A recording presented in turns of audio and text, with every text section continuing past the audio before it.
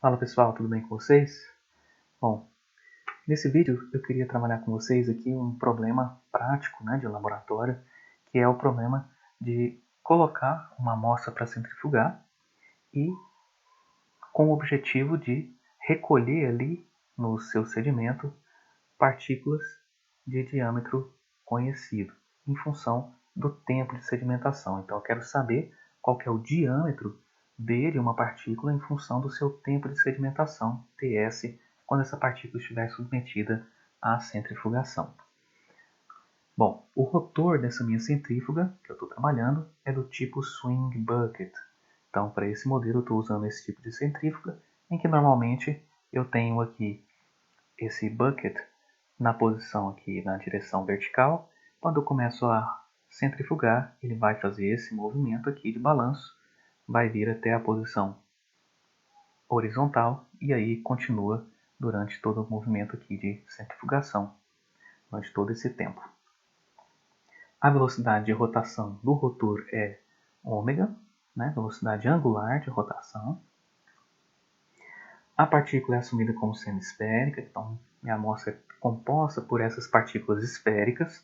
O solvente em que a partícula se encontra ele tem viscosidade eta, e o escoamento da partícula é tal que a lei de Stokes possa ser aplicada. A gente vai ver onde isso vai aparecer na modelagem. Consideraremos o movimento horizontal da partícula na posição R0, está aqui no esquema, até RF. Então, de modo que eu vou ignorar ou desprezar o tempo que o bucket leva para chegar até essa posição, essa direção horizontal, tá bom? Então, no início dos tempos, ele já vai estar aqui na horizontal e a minha partícula vai fazer só um movimento aqui na horizontal. A densidade da partícula é ρNP e a do solvente é ρS. Beleza? Bom, pessoal, vamos dar uma olhada então como a gente pode modelar esse problema. Olhando para uma partícula na minha amostra, veja que eu tenho uma aceleração gravitacional efetiva. A gente não fala lá em 1000G, 5000G, 14000G, quando eu coloco a centrífuga para rotacionar? Então é essa aceleração gravitacional efetiva que vai ser direcionada para o fundo do meu frasco aqui, para o fundo do meu tubo Falcon, por exemplo. Ela vai ser dada por ômega ao quadrado R, ou seja, ela é a própria aceleração centrípeta, Ela tem direção igual à da aceleração centrípeta mais sentido oposto. Por ser uma força que aparece devido à força centrípeta, estou colocando aqui entre aspas, Bem uma força, propriamente dita, mas é o resultado, do aparecimento dessa força centrípeta e, por inércia, as partículas acabam indo para o fundo aqui do meu porta-amostras.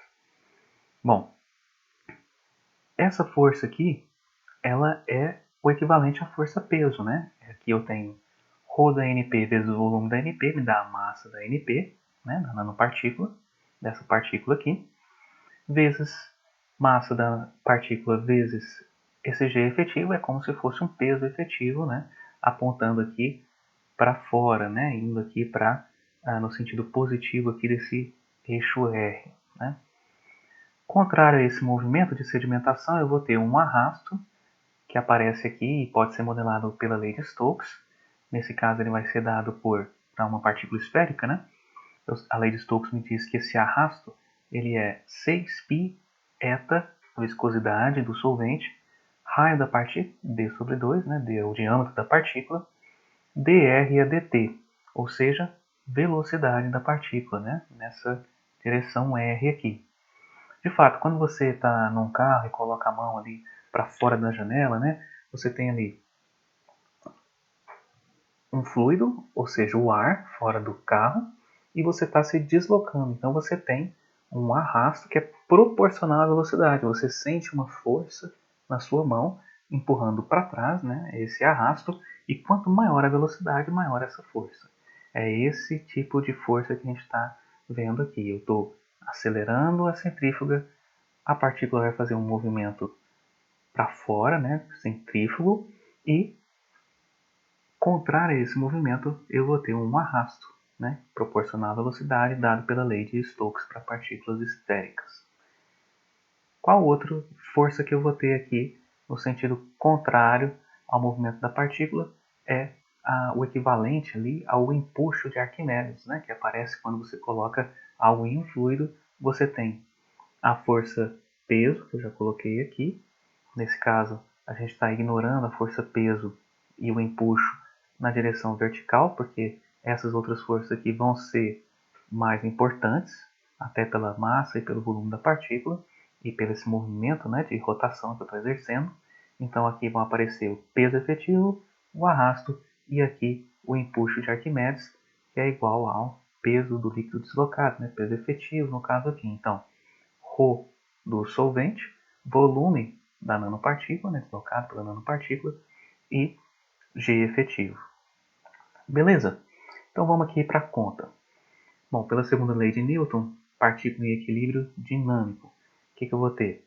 Eu vou ter somatório das forças externas dando zero. Bom, se eu olho para a partícula, todas as forças que estiverem apontando para a direita, como eu coloquei a setinha para a direita, aqui desse R, esse eixo R, então tudo que estiver apontando para a direita vai aparecer com o sinal positivo, tudo que estiver apontando para a esquerda com o sinal negativo. Então eu tenho aqui ρ da NP, vezes o volume da NP, eu já substituí aqui, πd ao cubo sobre 6, é o volume de uma esfera, né? Vezes G efetivo, menos ρs, aqui o empuxo aparecendo, ρs πd ao cubo sobre 6, normalmente, o volume da partícula, G efetivo, menos 6 π eta d sobre 2 dr dt, arrasto, né? Devido à lei de Stokes aqui. Isso é igual a zero, somatória das forças iguais está dando zero, né? Aqui eu vou colocar πd ao cubo sobre 6g efetivo em evidência, então sobra ρnp menos ρs, g efetivo eu multiplico aqui, eu já substituí lá como sendo ômega ao quadrado r, e 6π eta d sobre 2 dr dt eu coloquei para o lado direito, beleza? Vem com o sinal positivo. Bom, 6 dividido por 2, 3 vezes esse 6, 18. Π com π cancela, então fico com 18 eta d sobre 2. Bom, o 2 eu já sumiu aqui na conta, d cancela com esse d, fica d ao quadrado daqui, ômega ao quadrado r, que multiplica ρnp menos ρs, e daqui 18 eta dr dt. Vamos agora colocar tudo que tem r para cá, né? dr sobre r, podemos deixar essa constante aqui, 18 eta, e tudo que tem t vai ficar aqui no lado esquerdo, dt, passa para lá, multiplicado por ρnp menos ρs, d ao quadrado, ômega ao quadrado. Beleza, agora a gente vai integrar os dois lados dessa igualdade, tudo que é constante fica fora da integral, daqui eu tenho uma integral em t, eu vou integrar de t igual a zero, início do experimento, até ts, o tempo que eu vou deixar as partículas sedimentando, né, rotacionando ali na centrífuga. E daqui eu integro em r, de r igual a r0, né, movimento da partícula aqui desde uma partícula que está aqui no topo, né, do meu porta-amostra até o fundo do meu porta-amostra RF. Beleza? Fazendo essa integração, eu tenho ρnp, toda essa constante aqui, e a integração da t, né? Integrando o dt eu tenho t avaliado de 0 até ts, fico ts menos 0, e desse lado aqui eu tenho a integral dando ln de r avaliado de r0 até r, então fica ln de rf menos ln de r0. Bom, vou isolar agora o d quadrado, porque eu quero achar o diâmetro da partícula em função do tempo de sedimentação. Fico d ao quadrado desse lado, desse outro lado aqui direito eu fico com 18 eta, ln de rf menos ln de r0 é igual a ln de rf sobre r0, tudo isso dividido por que veio aqui dividindo do outro lado, né? ρnp menos ρs, ômega ao quadrado, ts. Então, tirando a raiz aqui, eu teria mais ou menos, mas eu não quero diâmetros negativos, né? Fisicamente não é não é viável essa solução, então eu fico apenas com mais raiz, né? Raiz quadrada é igual a mesma coisa que eu elevar isso daqui a meio. Então, raiz quadrada de 18 eta ln de Rf sobre R0 dividido por ρNP menos ρS, ômega ao quadrado ts. Beleza? Vamos colocar isso no Maple, né, para a gente fazer uma simulação. Bom, vamos lá então. Vou aqui para o Maple. Dou esse comando restart aqui só para restartar, né, dar um reinício aqui nas minhas variáveis. Vamos ver aqui que elas vão todas ser reiniciadas.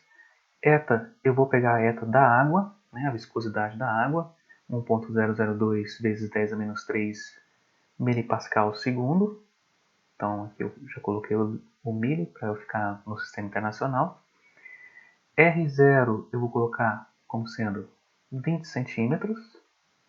RF 30 centímetros. Tá? Rho da NP, estou considerando aqui uma NP, uma nanopartícula de ouro, então 19,2 vezes 10 ao cubo quilograma por metro cúbico. Rho do solvente, água, então 1 vezes 10 ao cubo, né, 1000 kg por metro cúbico. Ômega, esse ômega eu escolhi aqui de tal forma que eu tivesse 200G. Né? Se você for aqui no site da Sigma Aldrich, da Merck, você tem aqui uma calculadora que transforma G para RPM. Né? O que eu tenho lá na fórmula é RPM. Normalmente a gente coloca em G, né? Que é uma função da aceleração gravitacional. Se for 200G e o meu rotor tiver um raio de 20 centímetros, que é o que eu estou considerando ali, eu vou ter 946 rotações por minuto. Então, 946 rotações por minuto é 946 vezes 2π dividido por 60 segundos. Então, estou transformando RPM para RPS, né? Rotações por segundo. Bom, com esse ômega, eu vou substituir aqui na fórmula 18 eta ln de Rf sobre R0, ρ de NP menos ρS, ômega ao quadrado, T. Né? Então vai ficar D da NP em função de T. Aqui eu multipliquei por 10 a nona para obter o meu resultado em nanômetros. Tá bom? Bom, vou plotar agora esse DNP, que é essa função, D em função do tempo, para T igual a 0 até 20 vezes 60 segundos, ou seja, até 20 minutos. Cor azul, espaçamentos aqui de 300 segundos no eixo X, né, o eixo do tempo. Então, 300 segundos, 5 minutos. E aqui eu vou deixar espaçamento default, na vertical. Então, eu obtenho essa curva. Vou colocar aqui uma ferramenta que me permite ver esses pontos. Veja aqui que eu tenho. Se eu rodar a minha centrífuga a 200G por 5 minutos, olha só, vão sedimentar partículas de diâmetros maiores até maiores que ou iguais a 368, né? 370 nanômetros. Beleza? Partículas grandes, né? Se eu estou trabalhando com nanopartículas. Se eu faço a minha rotação até os 600 segundos, ou seja, 10 minutos, e partículas de 260 nanômetros vão sedimentar. Então, eu posso ir assim, escolhendo os diâmetros que eu quero que sejam sedimentados. Se eu centrifugar, por exemplo, até aqui próximo dos 1200, né, 20 minutos, 1200 segundos, eu vou ter partículas grandes ainda, 184,6 nanômetros. Né? Então, veja que eu preciso, para eu sedimentar partículas de diâmetro ainda menor, eu preciso de um RPM ainda maior. Né? 200G é pouco, né, para uma centrífuga. Vamos colocar então 10.000 G. 10.000 G para essa centrífuga com rotor de 20 centímetros, eu estou com 6.690 RPM. Então vou colocar aqui 6.690 RPM e vamos ver agora qual que vai ser a minha modelagem. Bom, olha só, eu já tenho aqui diâmetros bem menores de nanopartícula, né? Vamos dar uma olhada aqui. Depois de 5 minutos, olha só, partículas de 52 nanômetros. Depois de 10 minutos, eu estou aqui com partículas sedimentando já de 37 nanômetros. Então, tempo de centrifugação de 20 minutos, eu estou conseguindo sedimentar com esses 10.000 G e todas essas outras configurações que a gente colocou para o problema, partículas de 26 nanômetros. Beleza? Então é por aí, espero que vocês tenham gostado. É uma modelagem de um problema bem típico de laboratório, né? Você coloca uma centrífuga ali para rodar, sua amostra para rodar, e você espera separar partículas de diâmetros maiores de partículas de diâmetros menores, né? Espero que vocês tenham gostado. Compartilhem esse vídeo, ajude a gente a crescer e espalhar esse conhecimento, beleza? Bora estudar! Valeu!